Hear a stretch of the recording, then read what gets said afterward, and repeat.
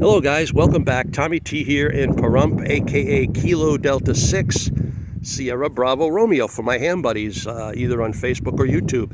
So let me tell you what I'm doing here. I did buy, and I'll tell you the truth, I did not think this was worth it, but I guess it is. But you want something this tall. This is in collapsed mode, of course. I have to raise everything up, and it'll come out to about 45 to 47 feet in height. I mounted it to these railroad ties. These railroad ties really came in handy. These things are in the ground about 3 feet from what I hear. So these things are like solid, more solid than a rock.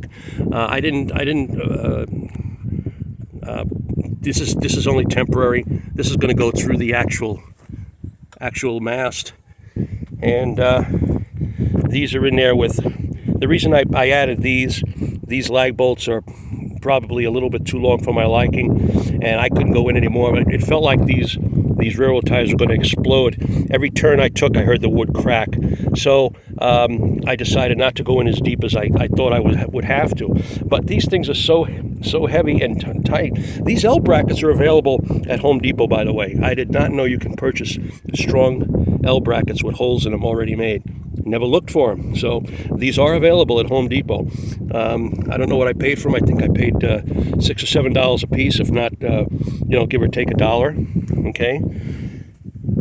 And this is just fence posting. This was $26, and of course this will come out even. Okay, really doesn't make a difference because this is going to be my wire antenna. It's going to be an inverted L, and possibly even a vertical with extra wire. I may attach a cross at the top, or an X, or whatever you want to call it, at the very top. Not at the very top, but just enough to add 3 more bands.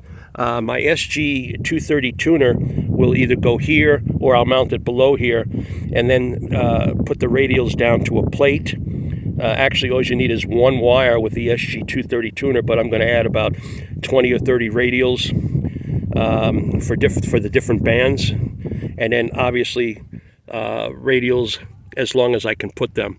So this is going to go all the way up about 40 feet, say, okay, and then it's going to go all the way.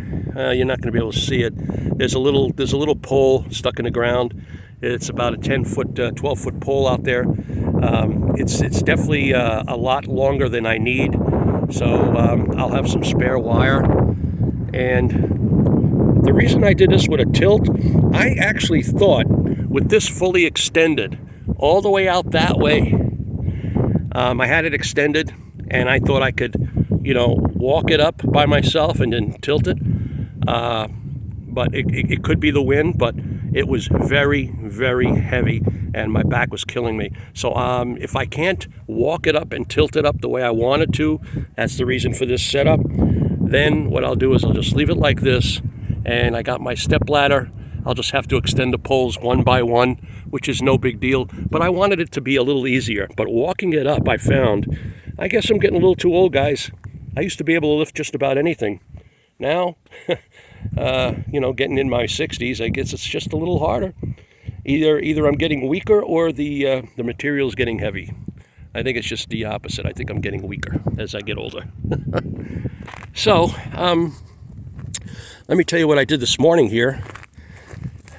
I was interested in this guy's towers, these towers, and I did not realize that some of them were damaged to this extent. I looked at them. They were in a pile of towers, and some of them were really messed up, but I looked at these and I thought these were really perfectly straight. But as I'm looking at them, there are some damaged parts, but this is easily rectified. This area here, this is aluminum. I got 1 aluminum and 3 steel, okay?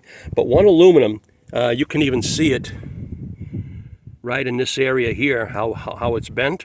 Now, if I can't straighten that out to my satisfaction, what I'll do is I'll just cut it at that area. And this is also bent right around in this area. I'll just cut it, and instead of having a 10-foot section, I'll have like a 7-foot section, which is fine by me, okay? Some of the collars are not on these towers. This does not have a collar at the top, okay? And this is an insert, okay? Also, this does not have a collar also. But if the aluminum does not fit in there, I have other ideas which will make this tower either same strength or if not stronger, okay? Now what I'm also going to do here is I also have a bend on this one. I doubt I'm going to be able to bend this back. Let's see if I can get a better, you can see it now. I doubt I'm going to be able to bend that back without a press. I'm going to give it a shot with a sledgehammer. Of course, when you do that, you got to put something inside to prevent the sledgehammer from crushing the diameter. You don't want it coming out like an oval. So if that doesn't work, like I said, I'll cut it and I won't have these collars, okay? But what I found out, I took a measurement on anything that does not have a collar. I could stick a 3/4 inch solid round stock, okay? And it's a little loose, very little, but if worse comes to worse, I'll have somebody machine down some solid rods where I can hammer it in, drill, okay? That would be perfect for these. Then on the outside, okay? On the outside, there you are. Sorry guys. On the outside, once the solid tube is connected and the other tower is connected, I will put an L bracket, one here and one on the opposite side with high strength U-bolts. Not the standard U-bolts you get in stores. I will get these from a rigging block and tackle place, like something like BC Wire and Rope. They sell stuff like that.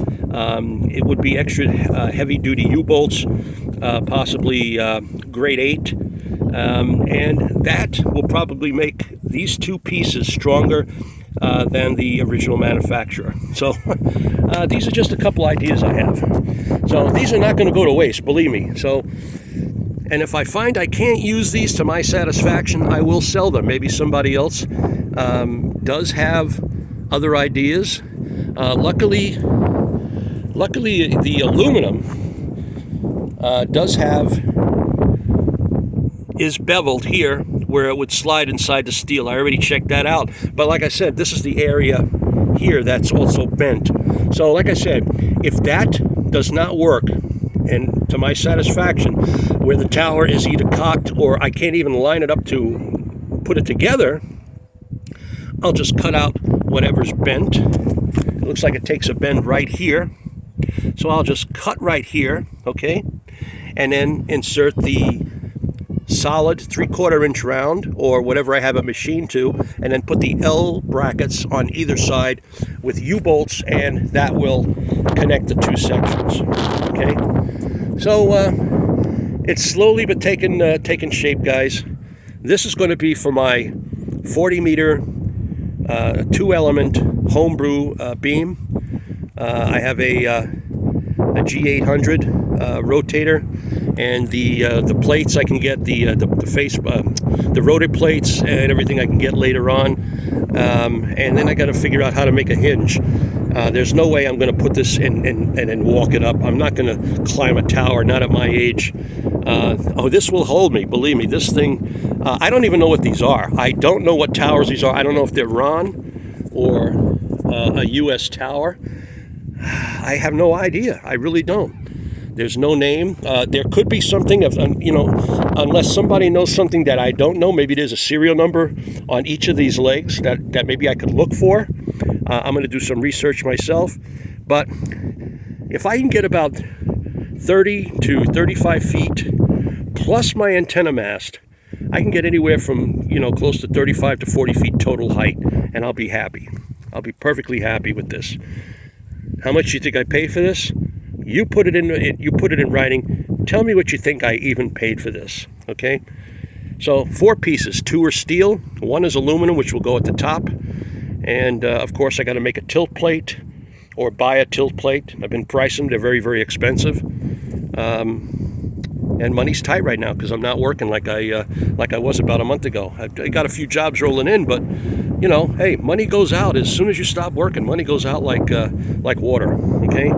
So with that, guys.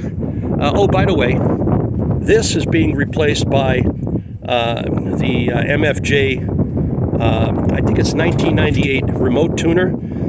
Don't hold me to the model number. I'm just going off my memory. It goes for about $900. I purchased it through ShopPay. ShopPay is a great thing to use if you are short on money. They'll take the first payment, mail out your product, and you make 3 more payments, and you're good to go. So it's almost like layaway, but you get your product as soon as they ship it out, which I'll probably get it in about another week, and then you make some payments. So my credit is not the best, guys, I won't lie. So this helps guys like me in a great way. It's called ShopPay, and it goes through MFJ. I'm sure there are other stores. You go to shoppay.com, and they'll probably give you a list of stores. Oh, by the way, I'm finally getting my storage container to dump all this. This has been a long time waiting.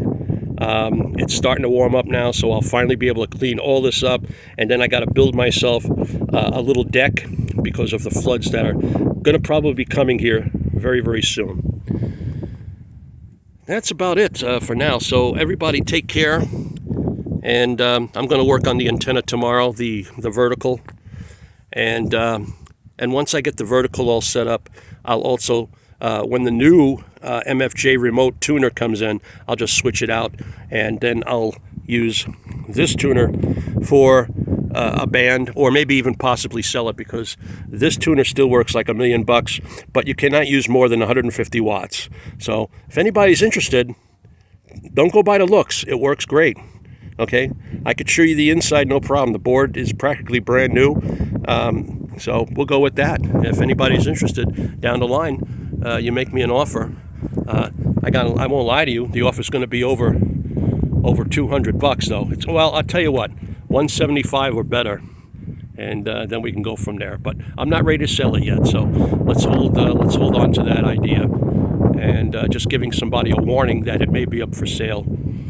Okay, so with that, we'll say 73s, guys. This is KD6SBR Tom in Pahrump, Nevada. Bye-bye, guys.